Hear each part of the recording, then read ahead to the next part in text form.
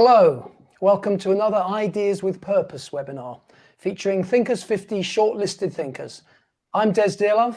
And I'm Stuart Craner, and we're the founders of Thinkers50, the world's most reliable resource for identifying, ranking and sharing the leading management ideas of our age. In November at the Thinkers50 Awards Gala 2021, we will be announcing the all-new Thinkers50 ranking of the world's leading management thinkers and the recipients of the Thinkers50 Distinguished Achievement Awards. All the information about our event in November can be found at thinkers50.com. It would be fantastic if you could join us. This week, we announced the shortlist for the Thinkers50 2021 Award for Ideas into Practice. So please check that out on the Thinkers50 website. And today we're delighted to welcome one of the shortlisted thinkers for the Thinkers50 Leadership Award. Todd Cherches is the CEO and co-founder of Big Blue Gumball, a New York City-based management consulting firm specializing in leadership development and executive coaching. He's also a founding partner of the Global Institute for Thought Leadership and a member of Marshall Goldsmith's MG100 coaches. A three-time award-winning adjunct professor of leadership at NYU and lecturer on leadership at Columbia University, Todd is also a TEDx speaker. Check out his TED Talk, The Power of Visual Thinking, and the author of the best-selling book, Visual Leadership, Leveraging the Power of Visual Thinking in Leadership and in Life. As a global thought leader and visionary, Todd is an innovator and a pioneer in the revolutionary application of visual thinking techniques to the practice of leadership development and executive coaching. Before we start, just a reminder to let us know where you are joining us from today. And please send in your questions during the session at any time, and Des and I will relay them to Todd. So Todd, welcome. The virtual stage is yours. Thank you, Stuart, and thank you, Des. Thank you for the nomination, which was very exciting. And as I mentioned to you, I've been reading your book since 1998, so visually showing them to everyone. So these are amazing highlights of my early management leadership thinking. Introduced me to the background. You know, who is Peter Drucker? Who is Warren Bennis? So you really gave me a lot of insight and laid the foundation for everything that I do today. So it's and I still go to them all the time. So thank you for that. No, you're welcome. At least you bought copies. Yes. And I think they're still available on Amazon. Right. If they're not, I'll sell these for like thousands of dollars as collectibles. So do you want to talk? You want me to jump right in? You got some slides for us? I mean, you are the doyen of visual leadership, so we ought to really see some slides. All right, great. So let's do that. And again, You can't do visual thinking without some visuals. And again, this is not death by PowerPoint. This is basically going to be an overview of some of the key highlights of work that I do. In addition to my work with my company, Big Blue Gumball, I also am an adjunct professor at Columbia and at NYU. At NYU, I teach leadership in the HR Master's program. At Columbia, I teach leadership in a few different programs. But the most fun one is in the MFA theater program. I teach leadership for Broadway stage managers. So it's all about how you get people to see what you're saying. That's the foundation. So I could talk about this for hours, as you can guess. And I talk fast, so I'll probably cover like 3 hours worth of stuff in about 10 minutes, and then we'll talk. But basically, let me just give an overview of what visual leadership is all about. So firstly, I spell it this way, and it's actually after a couple of years of fighting with the U.S. Patent Office, not fighting, but I submitted a patent application to get to brand this word.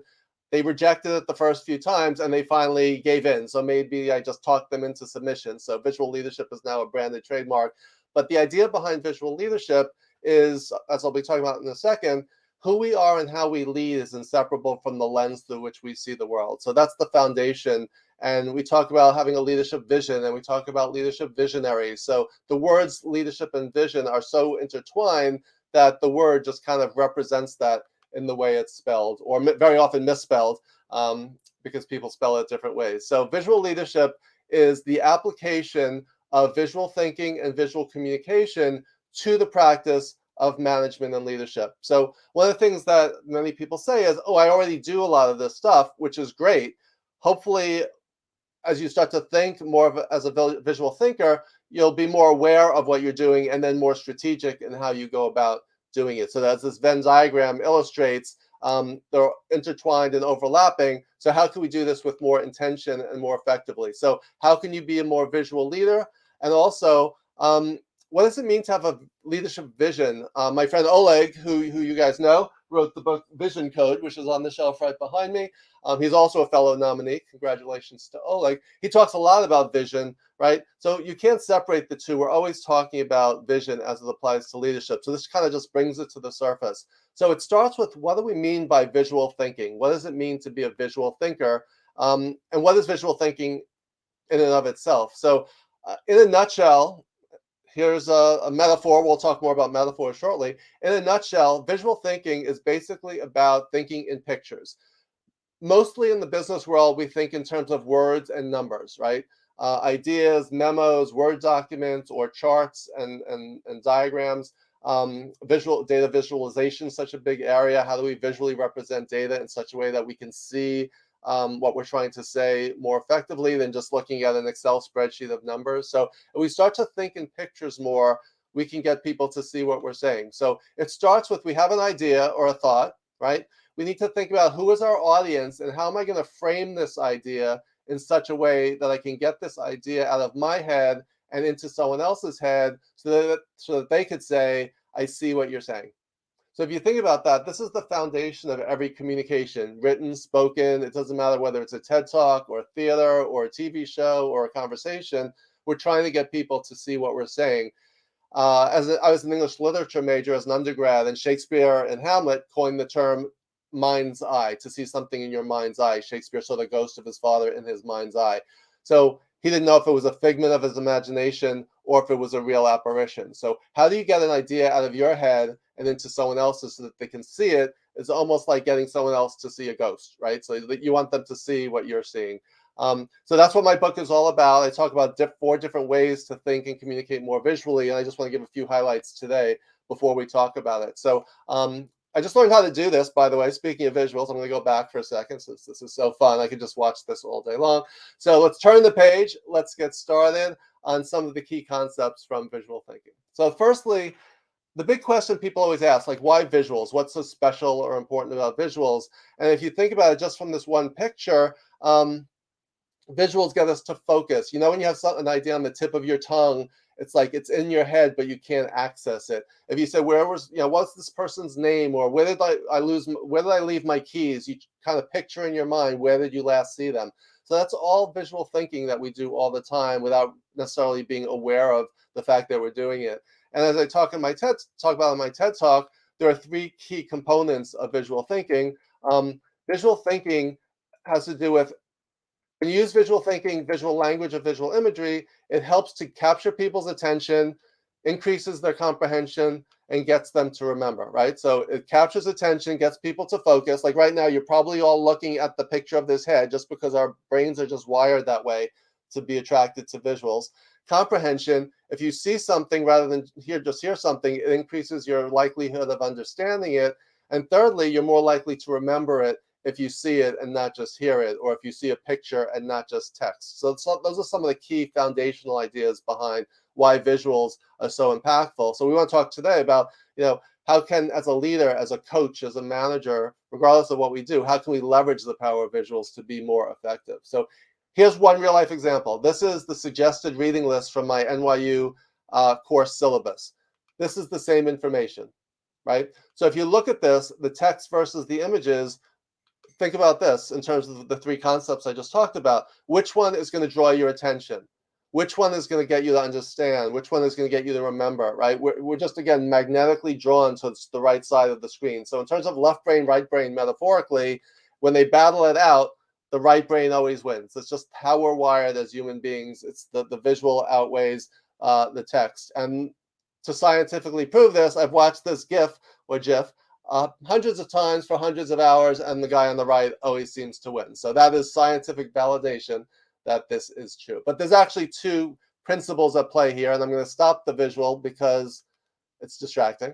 2 concepts. One is the picture superiority effect, and that basically says, and again, I'm just simplifying, pictures are superior to text, right? So again, when the 2 battle it out, the pictures always win.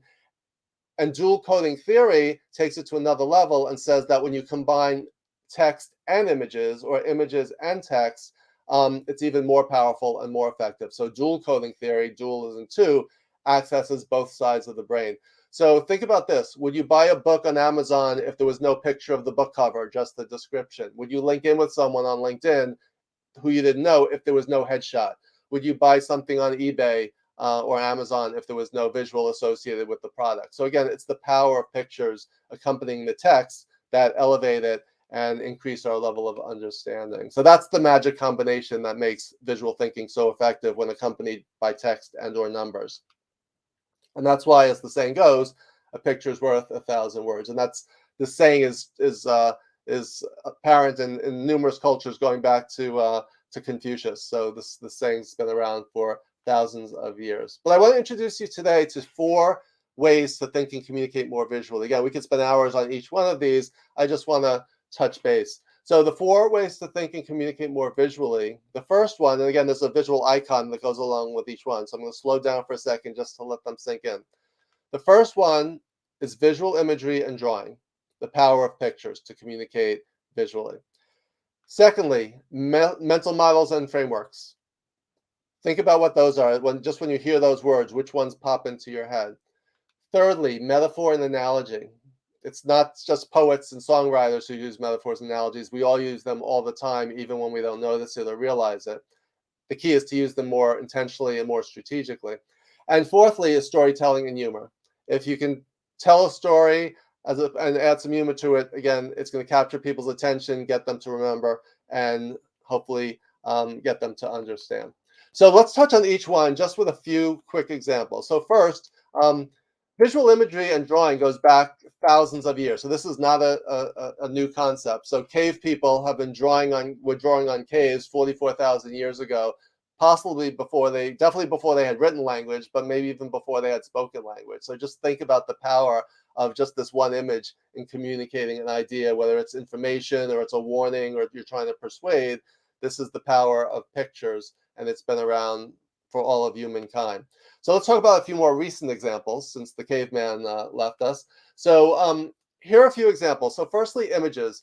This is a very familiar image. In fact, I just used this in my NYU class last week. You put up an iceberg and you say, what does this remind you of? When you first meet someone, what we see versus what we know. What we see is just the tip of the iceberg. When you dig deeper or dive beneath the surface, you learn more. So, right? So the iceberg can be a metaphor for anything where we're trying to say, here's what we see and what we know, and here's what we don't. So the iceberg is a universal visual metaphor. A map, this is a picture of a New York subway map. It doesn't accurately represent the physical territory, but the information is there to get us around, right? There's red and green and yellow subway lines. They're numbered or lettered. A map will help visually represent information so that we could use that information in the real world. So maps are a great example of visual imagery. And data visualization, as I just mentioned, how do we turn numbers into pictures so that people can get the gist of the idea without pouring through the numbers themselves? And visual checklist, this is an example of a visual checklist I use when I'm doing a presentation. Here's my clicker, here's my timer. So this visual picture reminds me of what do I need when I'm delivering a training program or a class much more effectively and quickly than if I had a bullet point list of all of these items. So these are just a few examples of how we use imagery in everyday life to be more effective. So how are you feeling right now? If I posed that question for you, when my mother was in the hospital, and she's okay now, thank goodness, but this sign was hanging up on the wall, and the nurses would ask, how are you feeling today? From no pain to unspeakable pain. And this chart was accompanied by this visual, right? So why? Why couldn't we just have the numbers or the words? What is the power of the pictures? It's a scale that goes from, just like a traffic light would go from green to yellow to red. This takes you from green is a good state, yellow is somewhere in the middle, and red is cautionary, right? So the color coding is visual. The smiles or the frowns on the faces are visual. Again, this is all around us if we just stop to notice these things.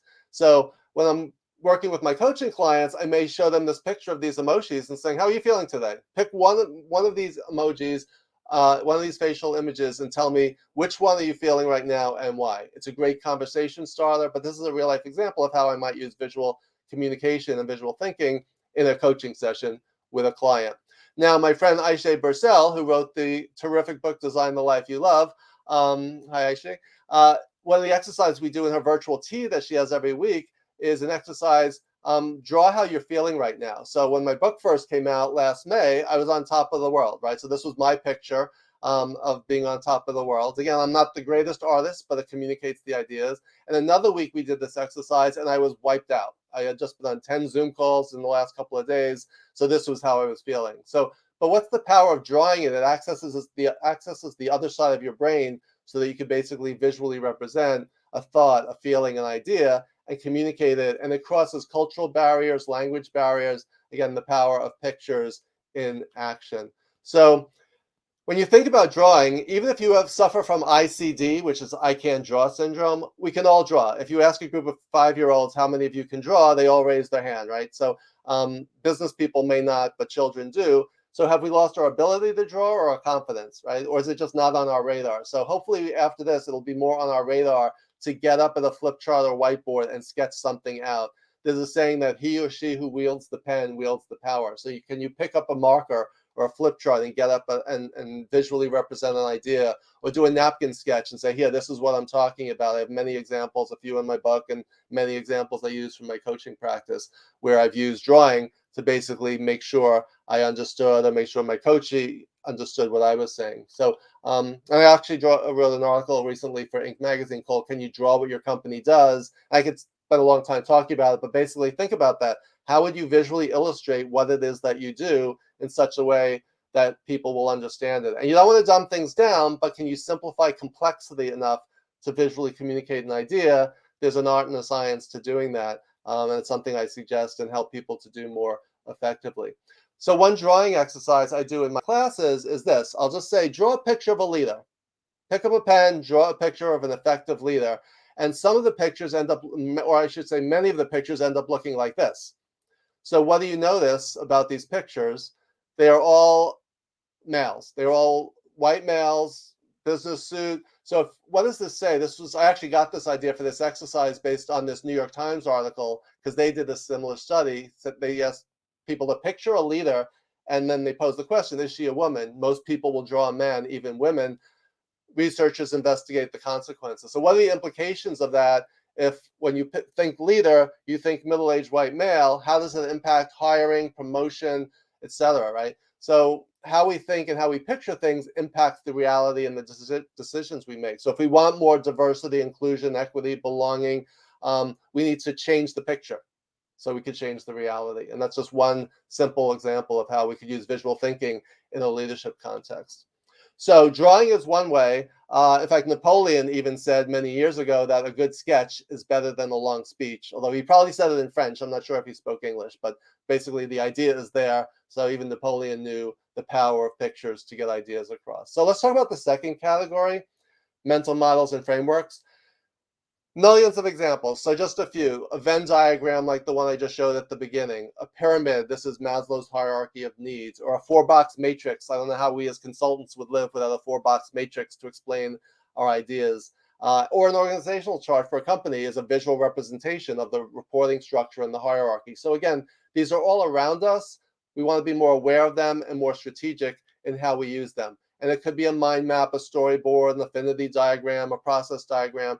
But the key is thinking, all right, how can we use a visual to get this idea out of our heads and into someone else's? With that awareness, we'll develop the skills and the habits to do this more regularly and more effectively. So when I teach my visual leadership courses, people leave with a one sheet of all the different models that we talk about, which visually reminds them of what we talked about at a glance without having to go through a 500-page manual.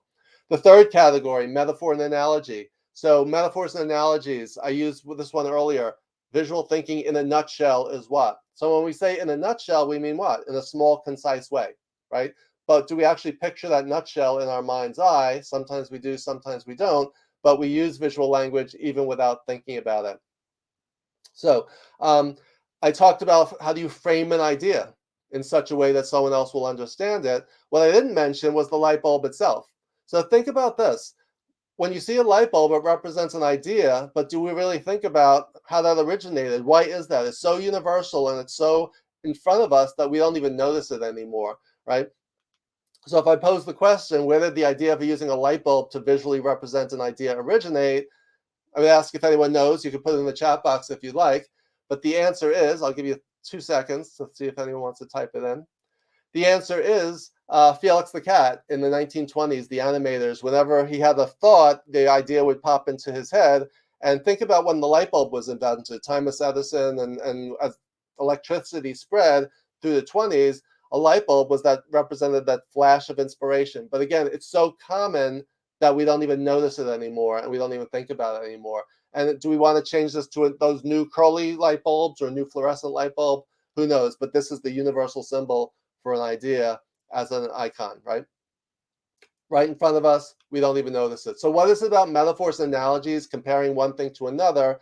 Metaphors and analogies make the abstract concrete, the intangible tangible, the complex simple, the unfamiliar familiar, and the invisible visible. And that's what we're trying to do. If you think about the last one, everything we're talking about today through visual thinking is about how do we make the invisible visible? How do we get people to see things that don't yet exist? That's one of the challenges every leader faces. So we may want to plant the seed for an idea. Here's a few tree-related, nature-related metaphors. We want to plant the seed of a new idea. We want to get to the root of a problem. We want to go out on a limb and take some chances. We want to branch out in different directions. We want to see which of our ideas bear fruit. And if we do all these things successfully, the sky's the limit. So right there, that's 6 different nature or tree-related metaphors that we use in common everyday language that we may not even notice or think about. So we want to be more aware, more strategic, more intentional in the visual language that we use. And again, what we're seeing today is just the what? The tip of the iceberg. So the last thing, and then we're going to start to wrap up. So storytelling and humor, I told a few stories. What do we mean by visual storytelling? It's basically about painting a picture with words. It's about using language to get someone to see. You want to create a mental movie in people's mind's eye so that they actually, as you're describing something, as you're talking about the who, what, when, where, why, and the how, they're picturing it as if they're watching a movie so that they can see what you're saying. And that's our goal with visual thinking and visual communication. So those are the 4 ways. And again, I could go into much more depth on each of these, but that's just a good starter and overview. And I just wanted to mention that the first 2 tend to be more visible to the eye. We see them with our physical eye. The other 2 can also be, quote, what I call visible to the ear.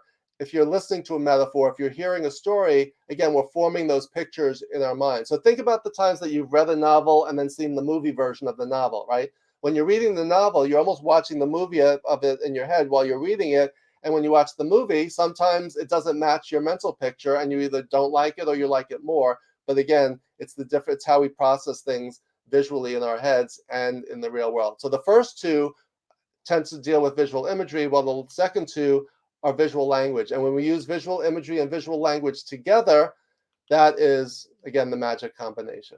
So with that, the last concept I want to mention is this. So on the cover of my book is a rainbow-colored eye.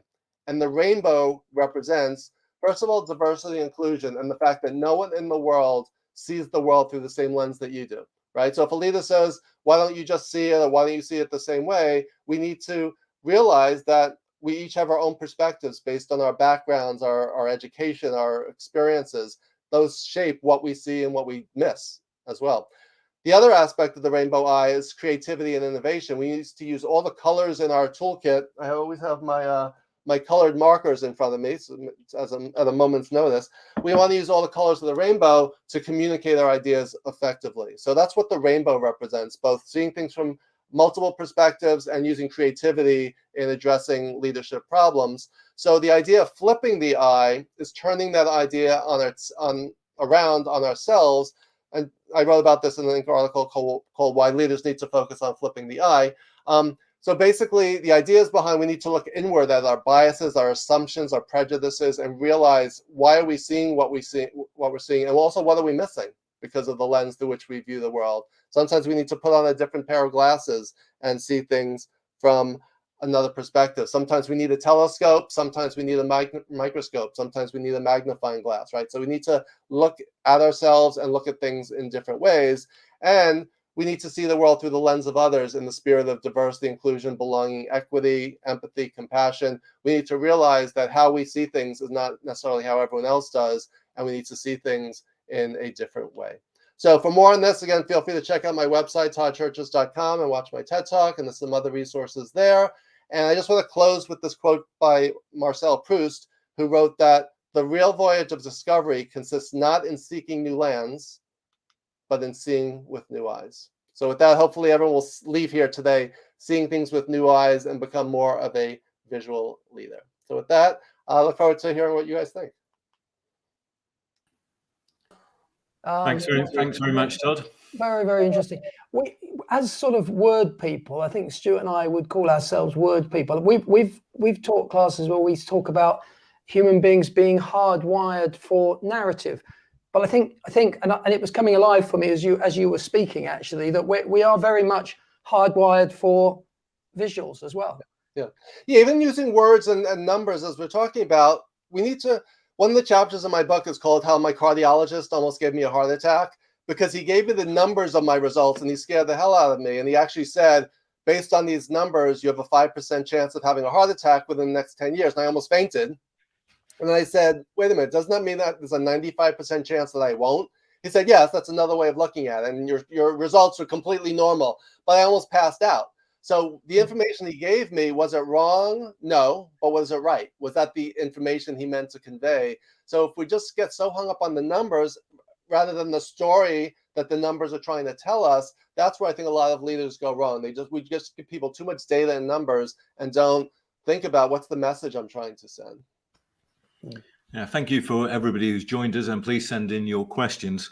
I think Des and I have got experience from, we used to write for the Times in London, and they were forever cutting our articles and putting good pictures in. Yeah. And that was the pictures. If we'd known it was the picture superiority effect, we would have been philosophical about it, but we felt aggrieved. Yeah. We were probably being paid by the word as well, so don't forget that. There was a good reason for just getting more words in. Yeah. But you don't get promoted if you go to the CEO and you've got pictures to communicate. You don't get promoted for that. You get promoted for the 10-page, very wordy report, don't you? Yeah. So I think it's not either or, but both. I think, right, if you just walked in with a PowerPoint slide and said, here's a picture, let's talk about it, right, they're going to say, I paid you all this money, or you spent all this time, and this is what I get. So you want to have both. So what I think people do is they try to overload people with information, but the message gets lost in the clutter. So I think it's the balance of, is my message getting across? Am I doing the attention, comprehension, and retention thing? But you always want to have that backup data, so when people dig into the details, you have that. You've done your homework, right? If you just walk in with the picture, so it really is not either or, but both. Good question from Louise. Louise Ward in Dublin. Why do you think we have different book covers in the UK, US, and Europe? I mean, I know that's true. Does this mean imagery meaning is not universal? And if so, how should we plan for widest appeal? And that's true. I mean, American book covers are very different from British book covers. And if we go to Italy or France, their book covers are very different as well. So there's obviously there's different visual languages at work as well. That is definitely true. That's a great question, Louise. So yes, we always need to think, I always say with any communication, we always need to start with who's our audience and what's our purpose. Because imagery is not universal. Now, some things are, like if you use nature, we all know what a tree looks like, right? Even if we've seen different kinds of trees. So the tree imagery I used before definitely works. But if I use a lot of baseball analogies because I'm a big baseball fan, Yankees and Mets.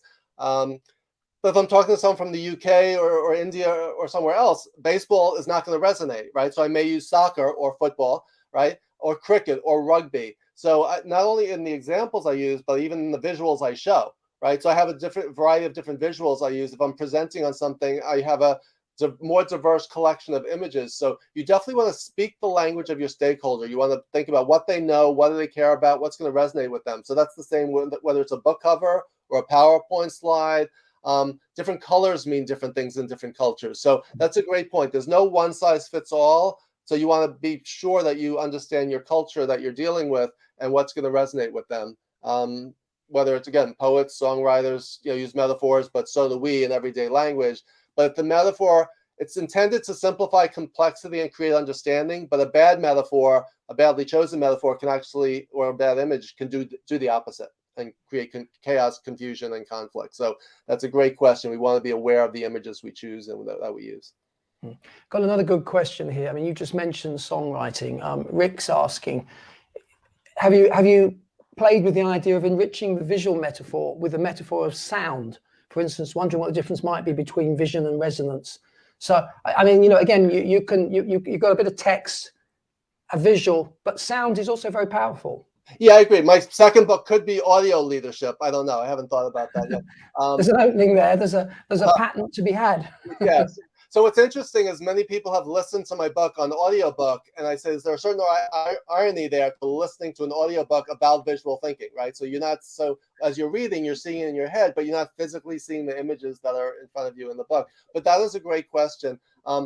In teaching, there used to be a theory that we had different learning styles, like you're a visual learner, you're an auditory learner. It's been proven that that's not the case, but we do take in information through different senses. So if you could use VARK, V-A-R-K, which is visual, auditory, reading and writing, and kinesthetic, if you can incorporate all four of those methodologies or modalities into what you do, you're going to be much more effective. So it's a great question that was just asked. So it's not either or, but all, right? Depending on the situation. So again, I'm going to repeat it. It's VARK, V-A-R-K. So you want to think about your visuals, what images or drawings. Auditory, what do you want people to hear, whether it's the words or the music. Reading and writing is the text. And kinesthetic has to do with movement, feel, and touch. So again, when I'm teaching, as I'm teaching my NYU class this evening here in New York, every exercise I do, I try to use all four of those modalities and everything. And that way, it just basically reinforces the learning in multiple ways. Do CEOs get this? Because I think they probably do. I mean, the CEOs I met are very good at telling stories, and the best ones are really good with metaphors. But in general, they're wordy people rather than visual people. Yeah, that's definitely, they tend to be word and number people. So if you're talking to a CFO who's like all numbers and spreadsheets, they do get it eventually. Some people latch onto it immediately. Some people take a little more convincing. Some people need to, the expression, I'll believe it when I see it. Sometimes people need to actually see it to experience it. So real life example, I was doing a workshop for 20 CEOs on visual storytelling. And then one of the CEOs says, I hate storytelling. I'm terrible at storytelling. And I said, well, why do you say that? They went on to tell this amazing story about how he once told a story and it bombed, right? So through that story, we all laughed and looked at each other like, how great was that story, right? He just taught us this lesson and gave us this message. So he censored himself. Sometimes we elevate storytelling to this, it's like, you don't have to be Laurence Olivier, right? And a performer on the stage to tell a story. Children tell stories, grandparents tell stories. If someone says, how was your day yesterday? And you say, you wouldn't believe what happened to me. That's a story. So I think we need to bring it down to the fact that stories have beginnings, middles, and ends. They have villains, victims, and heroes. There's usually a quest or a goal. There's usually an obstacle or barrier that gets in the way, and there's some kind of conclusion, right? We tell stories all the time. So if I'm training a new employee, I can either say, do these things or don't do these things, or I could say, let me tell you about the worst mistake I ever made when I had your job. Don't you think they're going to be leaning forward saying, I got to hear this, right? It's the story that resonates. So if we kind of like demystify storytelling and say, we all do this, it's just human. We're wired visually, and storytelling is something we all do. We just need to convince CEOs and leaders to say, you have a vision in your head. How are you going to get it out there so that your people are engaged by that vision and make that vision a reality? That's probably the number one job of a leader, right? Mm.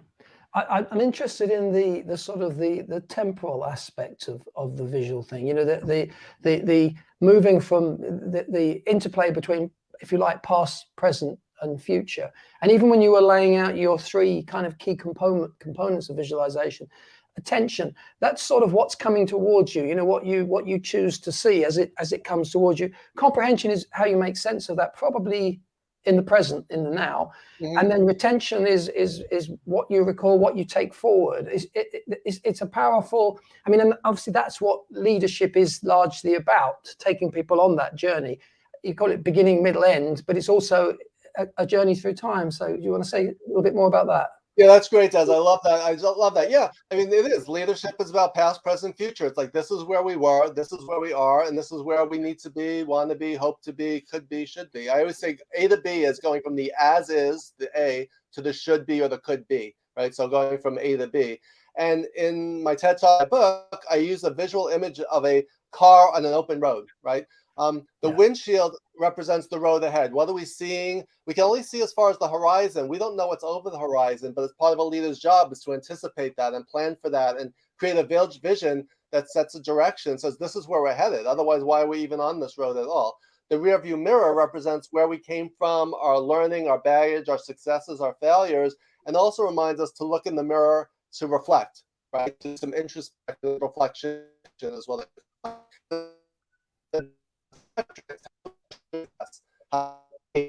We have gauges on a car. How do we gauge how well we're?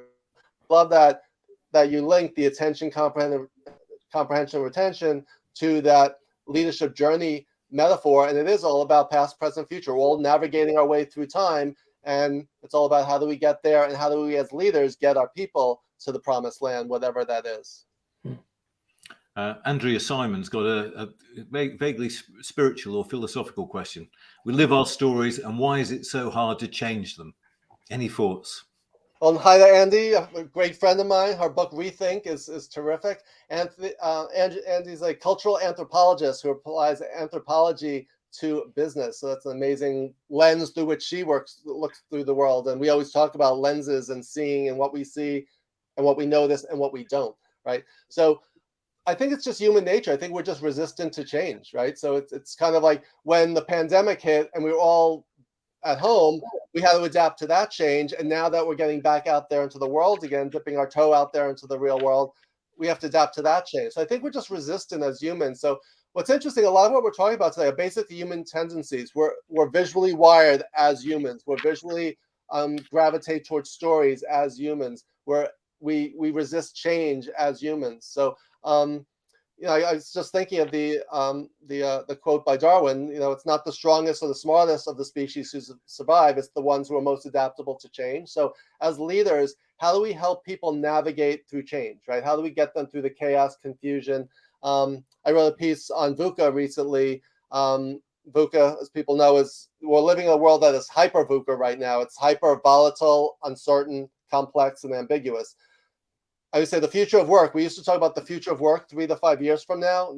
Today, the future of work is next week, because we literally don't know what's happening next week with COVID and all kinds of, just everything going on out there. The antidote to VUCA is what I call CCSC. So if something's volatile, as a leader, we need to calm things down. If things are uncertain, we need to help to create some certainty or find some certainty. What do we know versus what don't we know? The C is complexity. How can we simplify, not dumb things down, but how can we find the simplicity and the complexity so that we can wrap our heads around it and make better decisions? And ambiguity, how can we find some clarity, right? How can we see our way through the fog? And that's the job of the leader, is to shine the light so that people could see a possible future that is more hopeful and optimistic than the present. So again, all of this is about seeing, noticing, and navigating the world in which we're currently living. It's interesting you touched on the way that the future of work is suddenly coming much faster towards us. Ian Mitchell says I ask co-workers to imagine a great work environment. We're in this strange new land at the moment. I mean, two things really to that point: getting people to visualize what their idealized workplace would be now, but also leaders in a kind of work from home world. How can we use visual thinking to communicate, virtually? Yeah, it's more challenging than ever, because you can't go over to someone's desk and say, here, let me show you this, right? So is it a PowerPoint slide? Is it some other visual? This was interesting. I actually did a workshop for the directors of American Cancer Society. And one of the things that they were feeling was that funding for cancer research was declining because everyone was focusing so much on COVID that cancer was getting pushed to the side. Now, cancer doesn't go away just because COVID gets the headlines on the front page or on TV. So one of the challenges was keeping people motivated in the organization to keep up their work with cancer promotion. So if you ever saw the flag of the American Cancer Society, it's red because it symbolizes blood and the heart. It's shaped in like an arrow. In some ways, almost like the Thinkers50 logo. If you turned it around, it was kind of like pointed to the future. So basically what we talked about is let's analyze the flag, and if everyone has that flag on their desk every day, when you log onto your computer, you're reminded of the mission, right? You remember, what are we here for? So regardless of what your job is, we're here to save lives. Everything we do every day. So it's so easy to lose sight of the vision when you get caught up in the tasks and the day-to-day. So that was one example of using visuals. Another one of my clients had, they sent a certain, I don't want to give away what color, but they sent all of their employees a certain color of sneaker or tennis shoe. I don't know, what do you call them in trainers, right? Do you call them trainers in the UK? So yeah, we do. See, I'm using different languages. So in New York, we call them sneakers. California, they call them tennis shoes. Trainers in the UK. But they send them all the same color shoes so that when you're working, you wear your shoes. When you're off work, you take them off. So that way, you know, it kind of creates a barrier, or it kind of creates a boundary. So not a boundary of, I'm working because I'm wearing my shoes. When I take them off, I'm done for the day or for a few hours. Otherwise, when you're working from home, you feel like you're working 24 hours a day. Another company used a bracelet, like wear the bracelet when you're working, take it off when you're not. So just those visual symbols help to remind people of a concept that without the symbol, without the color coding, they may not think about it. So again, it's being creative and innovative, using that rainbow eye to think about creative ways to influence behavior and get people on the same page. Because it's very hard to create culture when people are working virtually, right? It's very hard to onboard new people. So we need to find creative ways of doing that and making people feel part of a team or a culture, but do that in a hybrid world that we're living in today. I think it's 50. We do the same thing with black T-shirts. I see that. I didn't wear the uniform today. I didn't know. So and glasses of wine. Okay, we know when we're not working. Louise from Dublin's got another good point. She says that I know that you like Austin Kleon.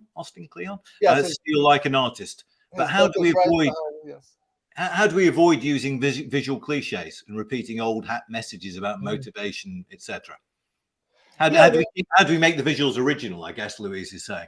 Yeah, that's a great idea. Like if you talk about, let's build a relationship, what's the visual icon? It's always a handshake, right? There's certain, what are our goals? There's always the target, right? So one of the things is I'm going to use a cliche to talk about how we can get out of a cliche. We need to think outside the box, right? You need to start with the box. You need to see what's in the box, and then you need to say, let's think outside the box, right? So why is think outside the box it's a great metaphor when it was original, but now it's lost its impact because it's become a cliche. What's the new version of think outside the box, right? What's the new version of the target or the handshake? So I think Louise makes a good point. If you overuse visual imagery, you become blind to it. You don't even see it or notice it anymore. So you need to come up with fresh new ideas that are innovative and creative, keeping culture in mind and diversity in mind, but you want to come up with new ideas and new approaches. So for example, like, I have this sitting on my desk. What does this represent? This represents opening up our minds to new possibilities so we could create the space to think about things differently. If our minds are closed, there's no room inside for new ideas, right? So when you asked before, how do I get CEOs to think about visual thinking and actually use it? I may use something like this to say, this is your mind right now. This is what you need to do, because if you don't create the space, you're just thinking the same old way. So just using metaphors and analogies. I don't know if you have these. Do you have Curious George in the UK? We've heard of him. All right. So that's an example. If you know, in America, if you held up Curious George, this reminds you to always be curious, always ask why, always get your hands dirty and get into trouble and mess things up, right? So in a culture where everyone knows Curious George, you'll remember this immediately. In a culture where you never heard of it, now you'll know who he is and what it represents, but it's visual, right?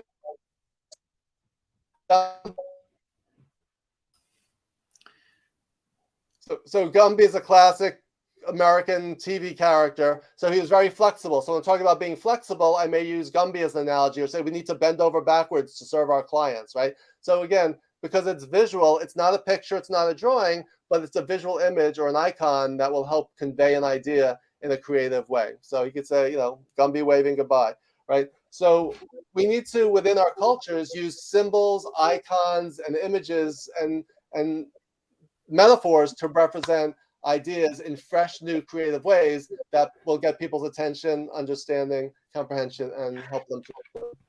Do you think? I mean, it just occurred to me as you were saying that. Because presumably we ought to be thinking about the images that because we're using images all the time. Sometimes we're using them unconsciously. Yeah.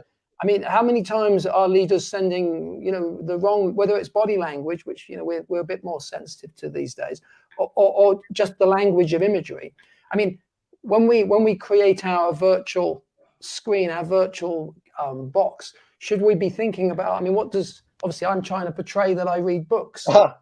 You're trying to, I don't know what you're trying to portray. Most of the books are your books. So what's that say? No, just these over here are my books. All of these, many of these are my Thinkers50 clients. I have Amy and ability and Andy Simon's book. So yes, I try to be honest by Ron. But there is an unconscious imagery that perhaps people aren't thinking about, and perhaps just a greater sense of awareness to actually interrogate your own imagery and what you're doing. Yeah. Also, there's we all have the same certain examples of stories or images or metaphors that we tend to use. One of the messages there is, are you overusing them to the point where people are rolling their eyes or just ignoring them, right? So again, we want to keep ideas fresh. If you see anything too often, it loses its impact, right? So you want to think about things, and is this going to communicate my message in a creative way? I keep talking about the iceberg. My wife got me this picture. I have this on my desk all the time because it always reminds me to dive beneath the surface, right? Here's a little polar bear sitting on this iceberg. That's us, right? Are we diving beneath the surface, or are we just living in that same tip of the iceberg that we live in every single day? So you need to read other things, read other books, and think about, how are we communicating? Is it the most effective way possible? Is there a new image or a new metaphor, a new story I need to be telling so that people don't get bored with the same old thing? Ian Mitchell he's from Texas, and his last rather cryptic message is hats, rolls. But perhaps he's referring to Stetsons, or perhaps he's referring to Edward de Bono's book, Six Thinking Hats, which encouraged people to wear different hats as a kind of visual metaphor, didn't it? Yeah, I believe it's it's literally right here next to my Yankees cup. You can see this de Bono's Six Thinking Hats. That's one of my favorite models. In fact, that's basically, long story short, Edward de Bono is the guru of thinking about thinking, and he created this 6 hats models where there are 6 different colored hats. Each colored hat represents a different type of thinking. So white hat is facts, red hat is emotion, black hat is critical, risk-oriented thinking, analytical thinking. Yellow is positive and optimistic. Green is creativity and innovation, and blue is process and structure. So if you're talking to someone, instead of someone saying something really negative, instead of saying, oh, well, you're being so negative, you could say, let's take off the black hat for a minute, put on your yellow hat, and think about what's positive about this, what's good about it. Then later, let's talk about what are the risks, the costs, the disadvantages, the downside.